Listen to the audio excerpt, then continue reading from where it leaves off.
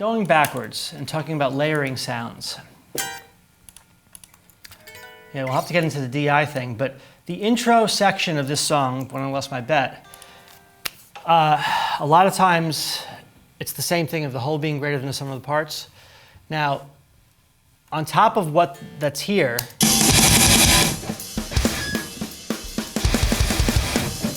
there's these tracks here that I don't even know what we didn't use a direct guitar here, but this is what these sound like.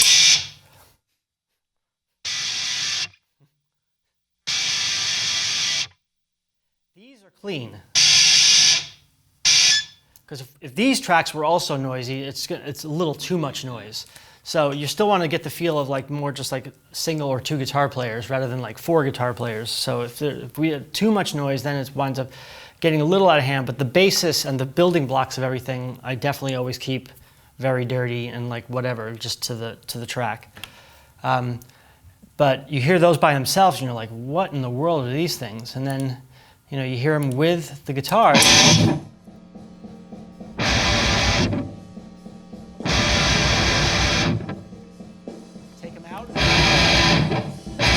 And originally when we had it, it sounded really strident and really bright to begin with, right? But now we have those.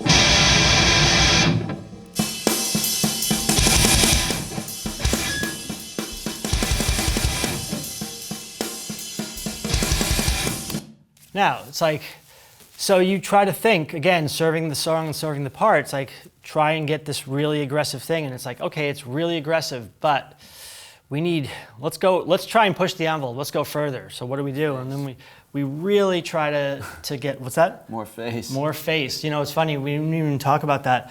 It's really funny. It's like kind of a term that we use because especially with this kind of music, but pretty much almost any kind of rock music, something that we call face.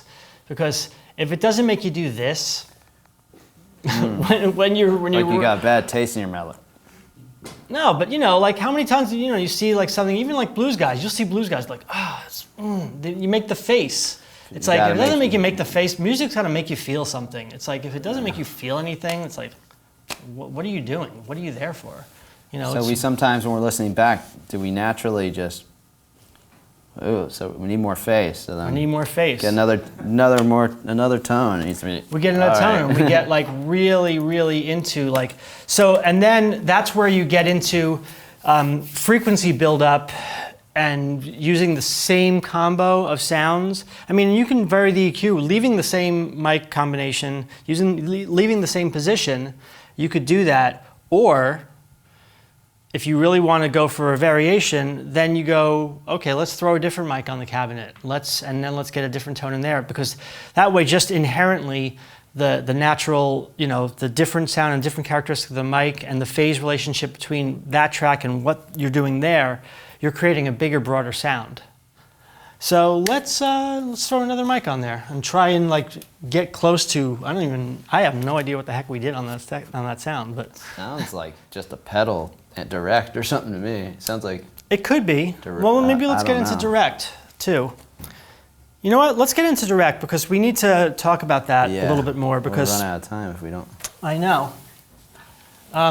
When you're doing and we'll talk about this in the terms of reamping, but you use a direct for reamping. But for those of you who don't know, to hook this up, very simple. This is not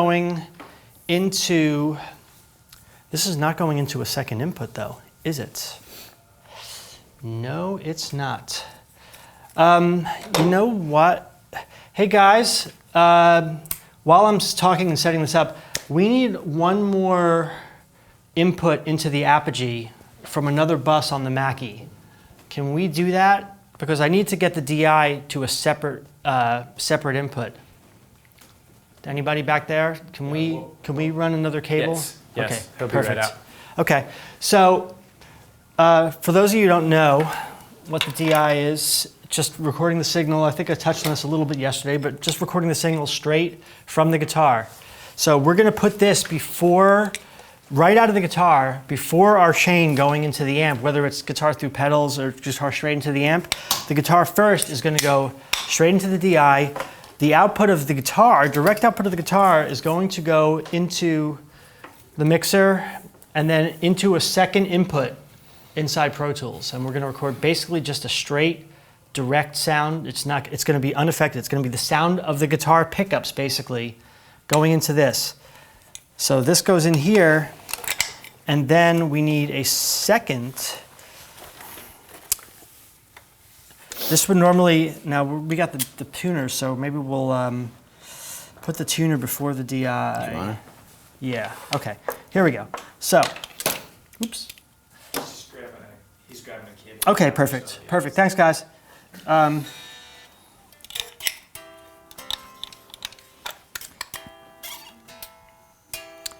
And you know what? While they're grabbing that, can they grab one more guitar cable? Longer guitar cable? There should be. Do we have one there? No. There was. Okay. There was. No, it's not here anymore. So right now, we're not into the tuner anymore, but we're just going straight through guitar into the instrument input, and then there's an output right here for the amp. So it's as simple as that. Literally, this is a pass-through. It goes to the amp like normal, but you're also recording a direct signal, which is going to be coming in on a secondary input inside Pro Tools. I wanted to show people Sometimes what it... we just bypass the amp altogether. Sometimes, right, and sometimes we bypass the amp altogether And just do direct. and just do direct, and I'm going to hear this again, but... Honestly, no. I don't know if that was direct with a distortion box. It might be, but I don't know. Let's Might find. have been like one of those other amps, you know, the box. Yeah, I think it was an amp. It was a box. I'm pretty sure it was an amp. So you know what? Let's go to a different amp right now, really quick. Throw this off standby, and Here's a longer guitar cable. oh, fantastic. Sub 3, okay, Steve? Sub 3. Sub 3, sure. yeah. To input 2. Yeah. Yeah, fantastic. I'm just gonna put 5 and 6 into sub 3, 4. We'll do the Marshall, just for the hell of it. I can't read the speaker outputs back there, so I don't want to spend too much time fiddling around back there. Yeah.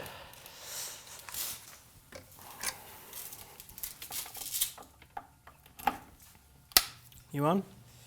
Yes. Yep, okay, good. So there's that. You want just into input 2? Input 2 is fine, thank you.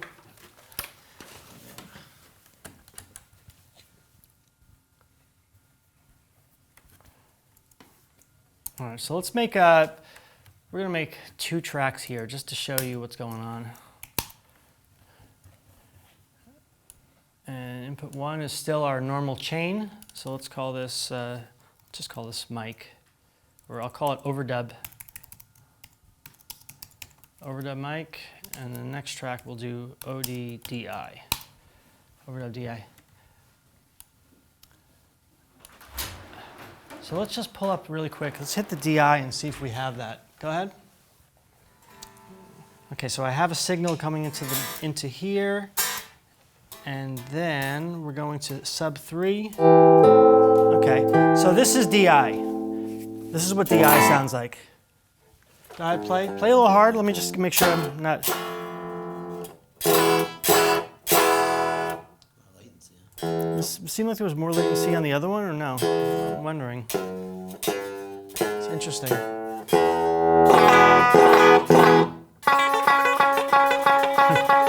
So, ideally on the DI, we have, you're trying to get a, especially if you're going reamping, ideally you want to get a clean possible, no coloration, no anything. You just want basically like a line coming from the guitar and that's it.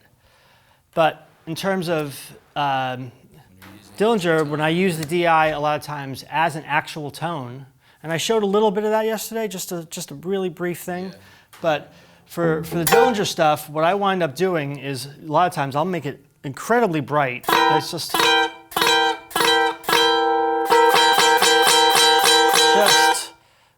really just bright like that. And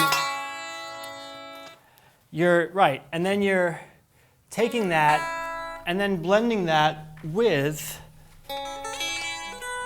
we might be too loud, we might just start feeding back, I'm not sure. I'm turning this down a little bit, guys, just in case.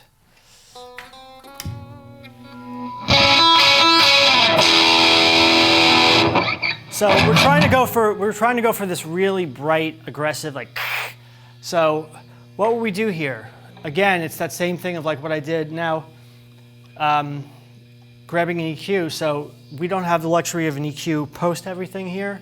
So maybe we'll just roll off all the bottom end on these sounds. Go ahead.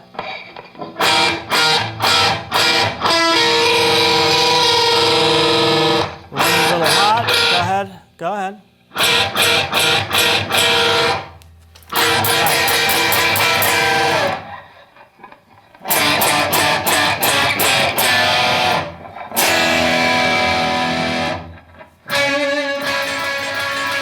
Play the intro part. Go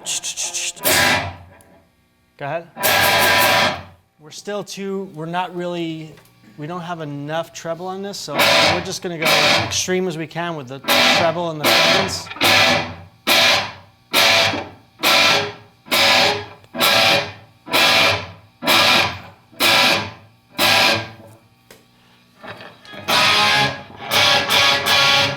Right. For some reason, we're getting a lot of latency on input 3, and I'm not sure why. But let me see if this. Hopefully this isn't going to get us. Let's just really quick without the track. Just let me hear.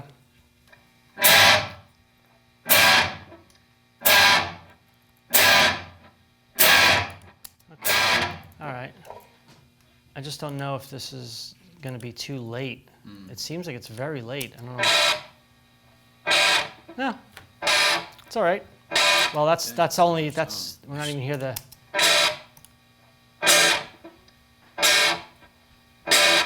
You know what's interesting? Think about that. What that looks like and what it sounds like. Perfect example. Two entirely different things. But again, to show you the difference in blending in that DI to actually add a little bit of clarity to the sound. There's without the DI. So the DI is adding that little bit of impact. Okay, so you can even see it looks more percussive than it looks like then it looks like guitar. Exactly. It almost looks more like a snare transient. So you're and adding percussive nature to it. Ideally, you want to group those together and call this OD1 or whatever, and that way, when you're punching in or even record enable, does that not work when you group? I don't know. I'm not sure within Pro Tools. In HD, I know it works that they group together, so even when you're arming the track, it'll show up together. But apparently it doesn't. But at least you can edit it and punch in together. So now let's layer in that sound along with it.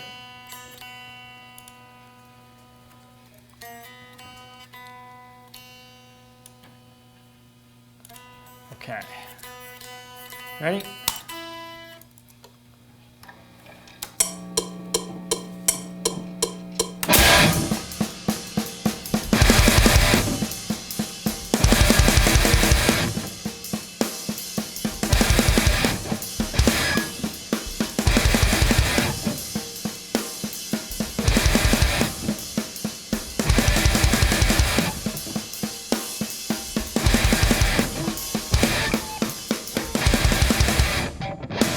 Again, we'd probably be broken on a string, of course. And again, that applies to, we would probably double that up or maybe not double that up, but I mean, the difference when you hear that with and without, it's pretty marked difference.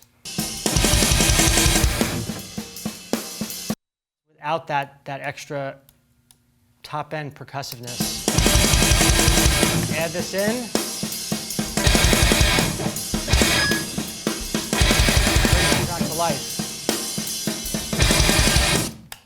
So, and you know, and they're on enough to where it just feels messy enough, but not messy enough to, you know, you want it to be perfect, but not perfect. So, also going into the art of DI. Now, like the next section of the song, here's one. Let's see. Is that the section? I'm trying to think. Yeah, okay. So this one was a DI with a distortion box on it, and we're blending in the sound. I touched on this yesterday, right? Showing this? Yeah. This is also DI, adding on distortion as the part grows and builds.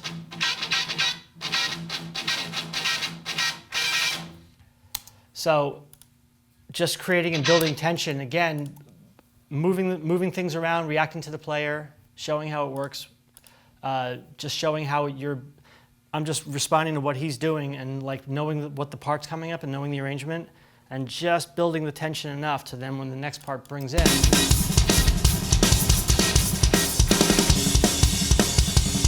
Now the original parts,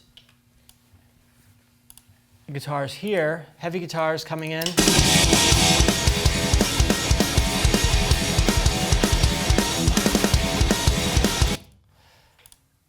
That, and then we layered in these. And these are straight DI, no distortion, but again, like I showed you, with a lot of brightness.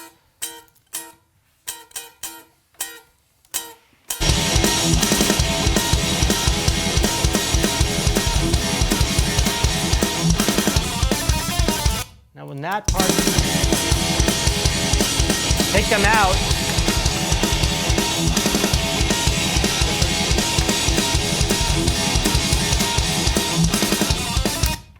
So there's a little bit of, I guess, deception involved, but it's not really. It's really, again, just trying to figure out what the key element and what the focus is. And it's those, hitting those with the snare. And so we wanted to really focus on what that is. So we added in those DI guitar parts to really bring them out. Okay. Let's maybe throw in, let me see, go to another section here. Okay, I was You were, what? I was busting out this because I thought we were going to do it, but if not, maybe I'll grab a different guitar. We could. Just to show the single coil thing since I broke a Oh string yeah, on that absolutely. one anyway. Yeah.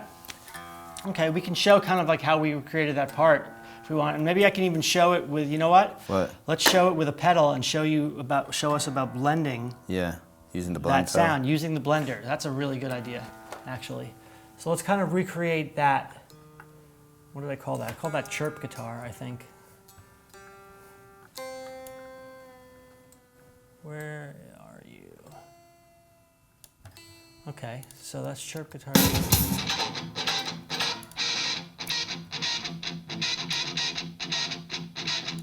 Okay, so there is a clean and a DI, right? Okay, so that's perfect. So that's exactly what we're going to show.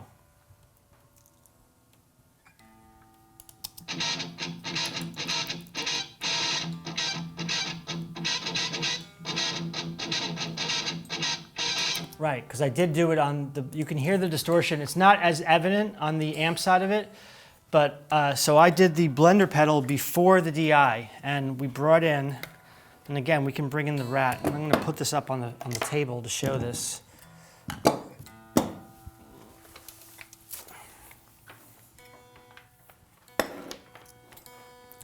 Okay, so our signal,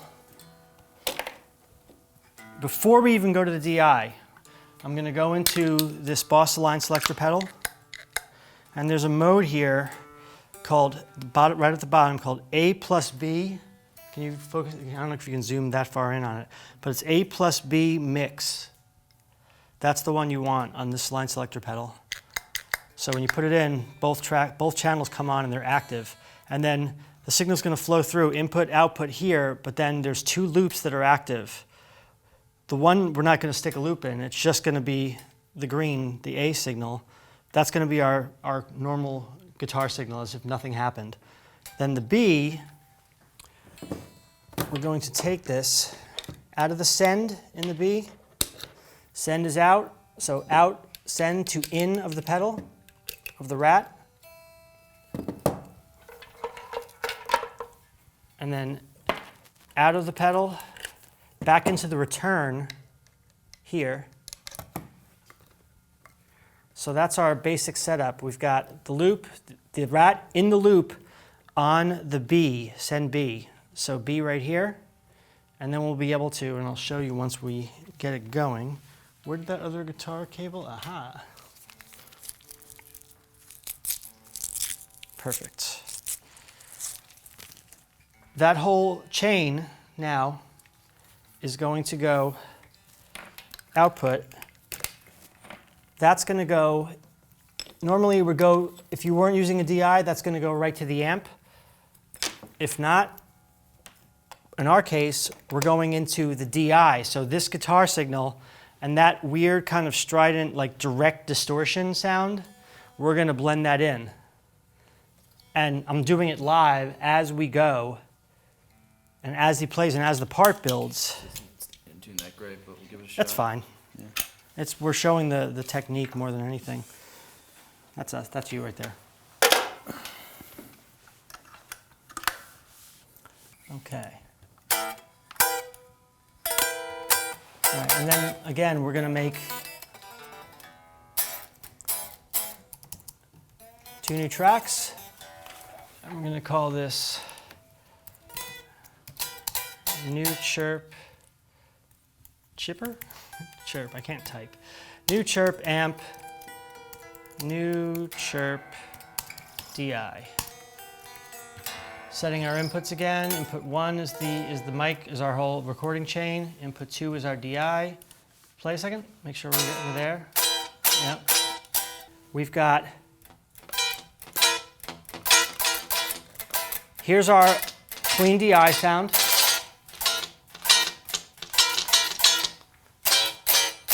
Pull that down, here's our distorted DI sound.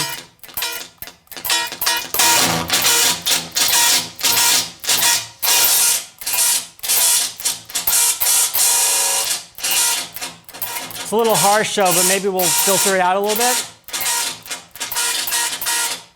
So, as he's playing, I'm going to be doing this.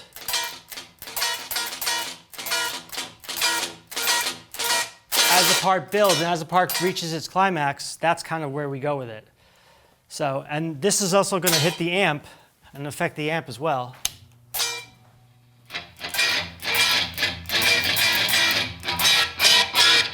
Go ahead, play. We need a little.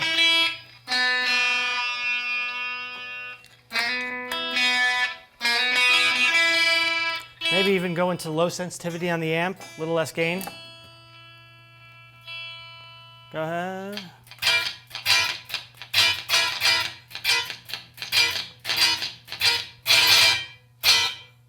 It's pretty harsh, but that's kind of, maybe we want to start a little more mellow.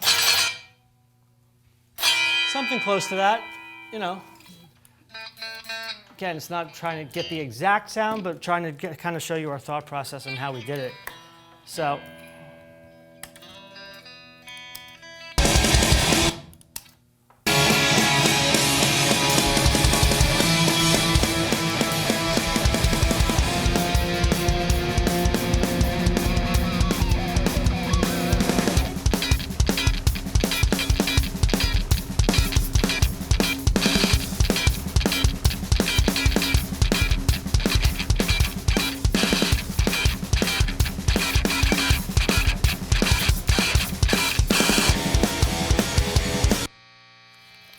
Again, you get the idea. It's like it's the same thing. It's this organic thing where he's playing, and I know the part's coming to it's building, it's building, it's building. You can even see it like dynamically as the DI is building. You can see it getting louder and louder, and then.